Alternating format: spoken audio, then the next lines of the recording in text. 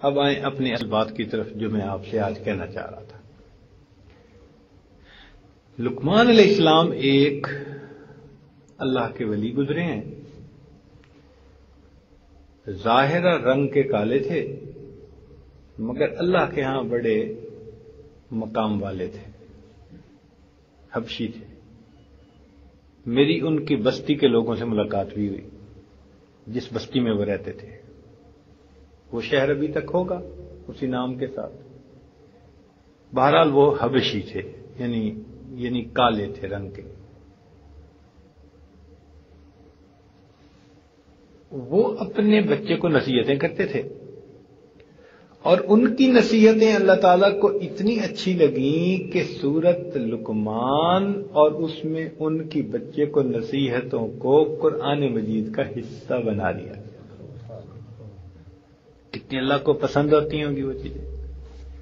انہوں نے اپنے بچے کو ہزاروں نصیحتیں کی، بعض کتابوں میں تو 6000 لکھی ہوئی ہیں، بعض میں 4000 لکھی ہوئی ہیں۔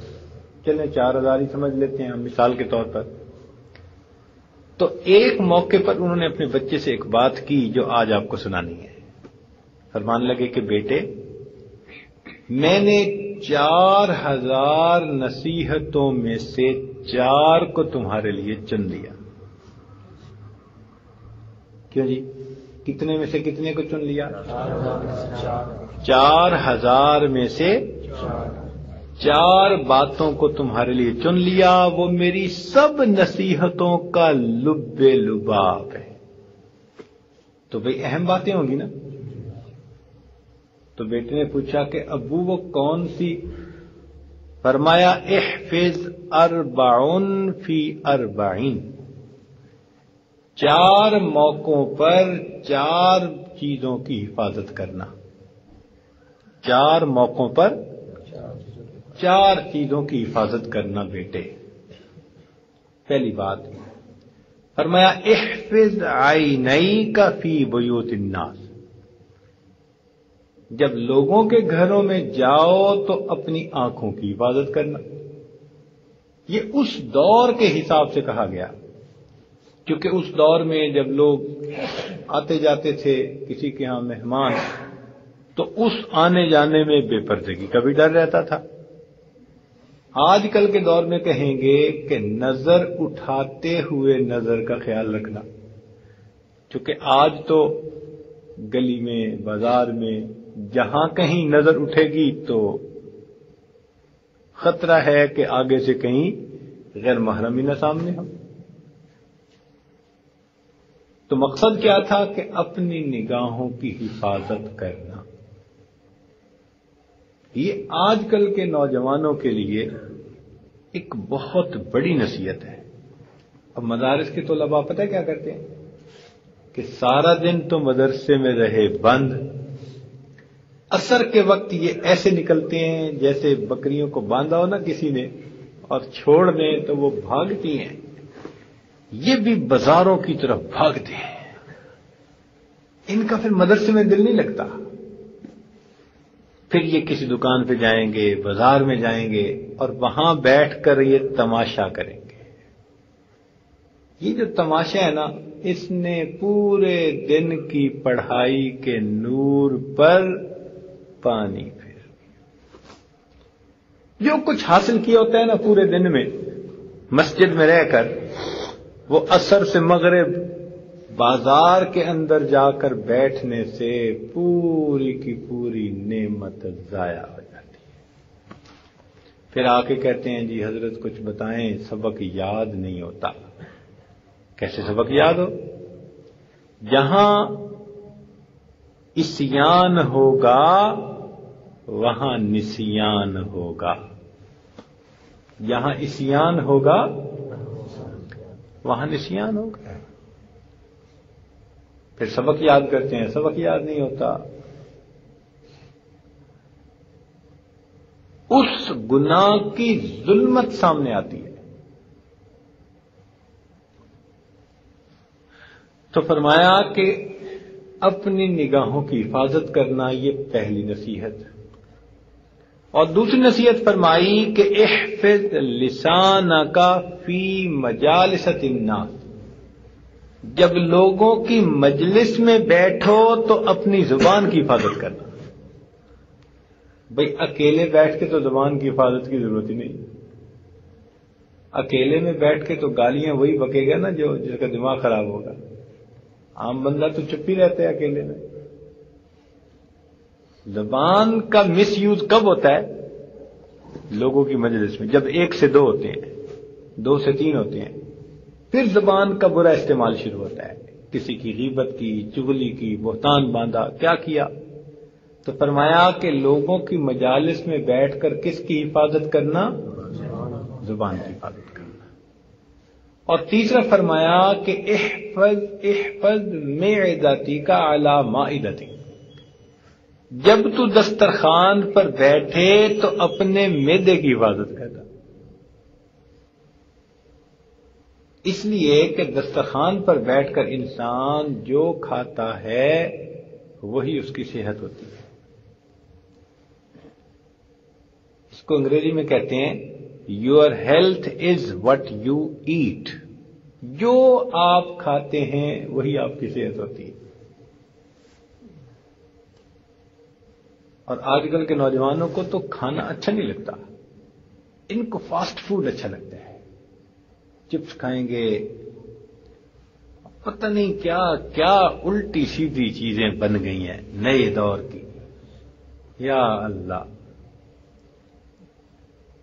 اگر روٹی سالن دو نا تو وہ اچھا نہیں لگتا. یہ کہیں گے ہمیں پوٹیٹو چپس لے کے دیں، اور نئے نئے کھانوں کے ہمیں نام ہی نہیں آتے. پرانے دماغ کے بندے ہمیں نام بھی نہیں آتے. کیا کیا.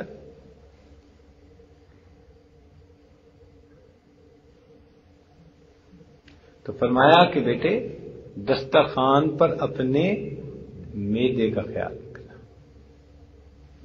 اور چوتھی بات فرمائی کہ بیٹے احفظ قلبک فی الصلاۃ. جب نماز پڑھنے کا وقت ہو تو اپنے دل کی حفاظت کرنا کہ دل میں وساوس کوئی نہ آئے. اور واقعی جب بندہ نماز پڑھنے کھڑا ہوتا ہے نا تو ایسی ایسی باتیں یاد آتی ہے جو آگے پیچھے یاد ہی نہیں آ سکتی. ایک بندہ کہیں پیسے رکھ کے بھول گیا، یعنی خزانہ کہیں دبا کے بھول گیا، اب اسے یاد ہی نہیں آتا تھا. تو وہ آیا امام اعظم ابو حنیفہ رحمۃ اللہ علیہ کے پاس. ماشاءاللہ وہ تو اتنے ذہین تھے کہ کیا بات ہے. کہنے لگا حضرت مجھے یاد ہی نہیں آ رہا میں نے کہاں رکھا. تو میں 2 رکعت نفل پڑھ. ان کو پتا تھا کہ 2 رکعت نفل پڑھے تو بس فوراً اس کو نماز کا خیال نہیں رہتا، سب باتیں یاد آ جاتی ہیں. تو فرمایا کہ بیٹے نماز میں اپنے دل کا لحاظ رکھنا، یعنی خیال رکھنا، تاکہ اس میں کوئی وساوس خیالات باہر کے نہ آ سکے.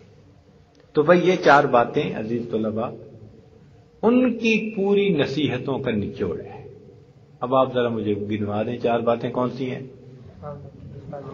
آنکھوں کی حفاظت، زبان کی حفاظت، معدے کی حفاظت، اور نماز کے اندر دل کی حفاظت.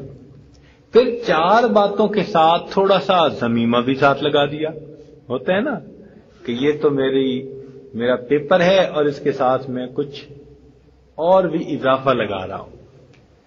تو فرمایا کہ بیٹے 2 باتوں کا کبھی تذکرہ نہ کرنا. 2 باتوں کا کبھی تذکرہ نہ کرنا. ایک، اگر تو کسی کے اوپر احسان کرے تو اس احسان کا کبھی تذکرہ ہی نہ کرنا. اور دوسرا، اگر کوئی تیرے ساتھ برائی کرے تو اس برائی کا کبھی، یعنی اللہ کے لیے معاف کر دینا. جب اللہ کے لیے معاف کر دو گے تو تم اس کا تذکرہ ہی نہ کرو گے. تو 2 چیزوں کا تذکرہ نہ کرنا. کون سی 2 چیزیں؟ ہاں بھائی کلا. ایک تو اگر تم کسی پر احسان کرو تو اس کا تذکرہ نہ کرنا، اور دوسرا کوئی تمہارے ساتھ برائی کرے تو اس کا بھی تذکرہ کرنا. اور فرمایا کہ دو چیزوں کو کبھی بھی نہ بھولنا، دو چیزوں کو یاد نہ کرنا اور دو چیزوں کو اتنا یاد کرنا کہ دو چیزوں کو کبھی بھی نہ بھولنا۔ اس نے کہا جی کون سی؟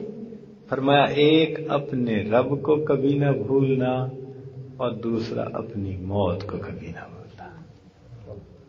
ایک اللہ تعالیٰ کو کبھی نہ بھولنا اور دوسرا، اور واقعی بات 100% سچی ہے، جو شخص ہر وقت اللہ تعالیٰ کو یاد رکھے اور ہر وقت اپنی موت کو یاد رکھے، وہ بندہ اپنے راستے سے کبھی بھی نہیں پٹڑی سے اتر سکتا۔ ہمیشہ اللہ کو یاد رکھیں اور ہمیشہ اپنی موت کو یاد رکھیں۔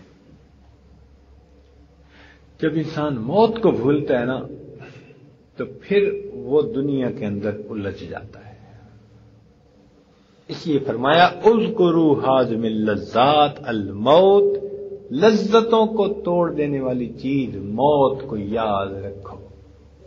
یہ موت کو بھولنے کی علامت ہے نا کہ ادھر زلزلہ آیا اور لوگوں کے گھر گرے، لوگوں کی جانیں چلی گئیں، اور ایسے بھی لوگ تھے جو ان مکانوں کے گرے ہوئے ملبے میں سے لوگوں کی چیزوں کو لوٹ رہے تھے، اور ایسے بھی تھے کہ اگر عورتیں اس میں دب کے مریں تو ان کے ہاتھ کاٹ کر اس میں سے زیور چھین رہے تھے۔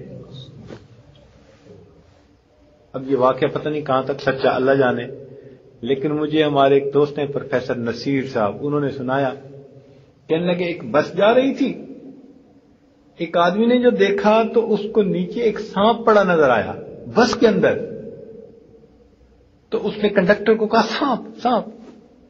کنڈکٹر نے اس سانپ کو پکڑ کے جو کھڑکی تھی اس سے نیچے پھینکا، تو کہتے ہیں کہ ساتھ ہی ایک سکوٹر پہ نوجوان جا رہا تھا، وہ سانپ اس سکوٹر والے کے جسم پہ جا کے لگا اور اس میں سے کاٹا، جب کاٹا تو سکوٹر والا گرا اور مرا۔ جب پولیس نے آ کر اس بندے کو دیکھا تو اس کے سکوٹر کے پیچھے ایک کوئی چیز بندھی ہوئی تھی، ایک جیسے کوئی چیز یا بریف کیس یا جو مرضی سمجھ لو، اس کو جب کھول کر دیکھا تو زلزلے میں جو عورتیں دب کر مر گئیں ان کے ہاتھوں کو کاٹ کر لایا تھا جن میں چوڑیاں گوٹیاں پہنی ہوئی تھیں، اور ان کو لے کے جا رہا تھا۔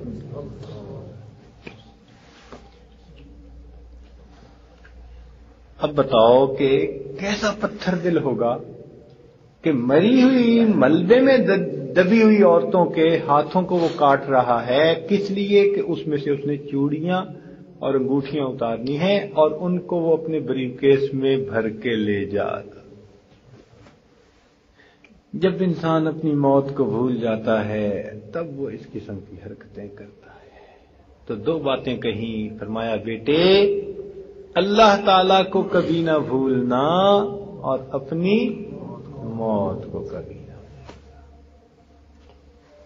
جب موت بھول جاتی ہے نا پھر انسان بالکل دنیا میں الجھ جاتا ہے۔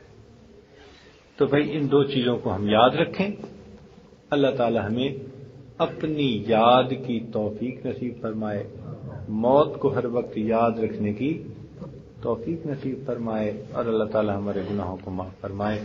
وآخر دعوانا الحمدللہ رب العالمین۔